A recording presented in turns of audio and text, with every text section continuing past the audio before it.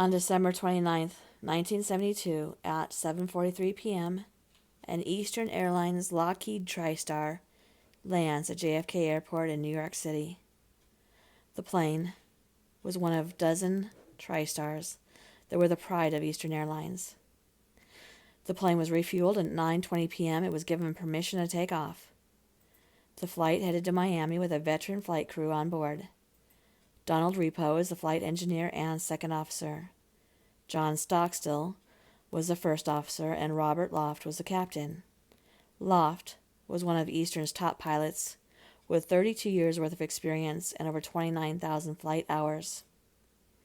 The flight was uneventful.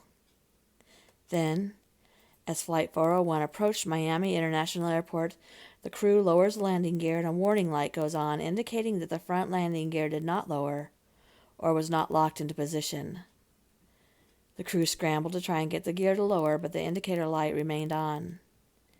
It seems that as the crew worked to fix the gear, they were losing altitude. They believed that they were at 2,000 feet, but in reality they were much, much closer to the ground. And as Flight 401 banks to turn back towards Miami International, its wing hits the ground. The last words that were heard from Flight 401 is, "Hey, what's going on here?"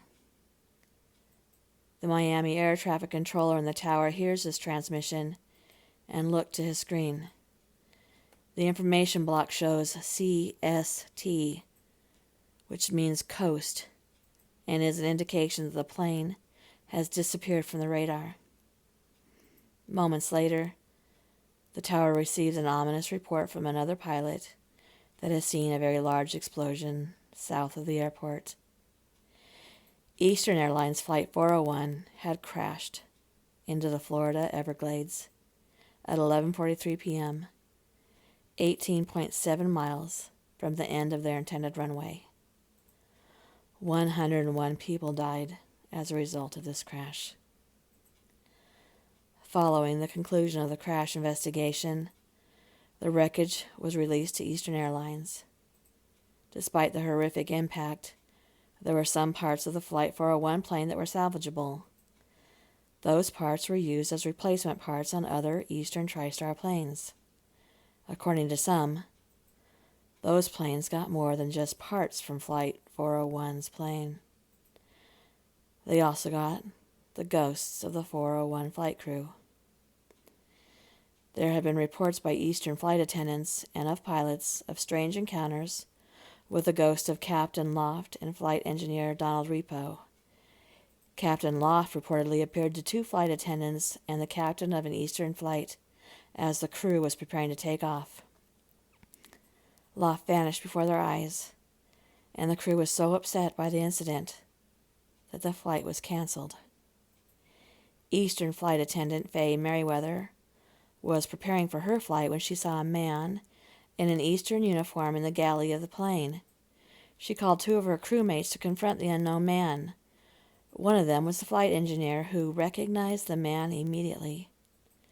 It was his old friend, the now deceased Donald Repo, who vanished before them.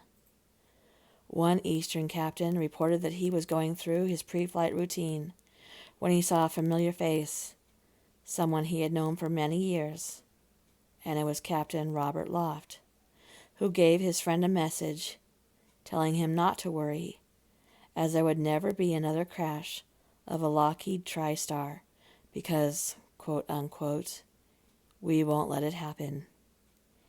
Eastern appears to have had enough of the reports of the ghosts of Flight 401 crew and have reportedly warned crew members to not discuss any further ghostly encounters. Thank you for coming to my channel. I hope you enjoy it. Please take some time to look around and listen to my stories.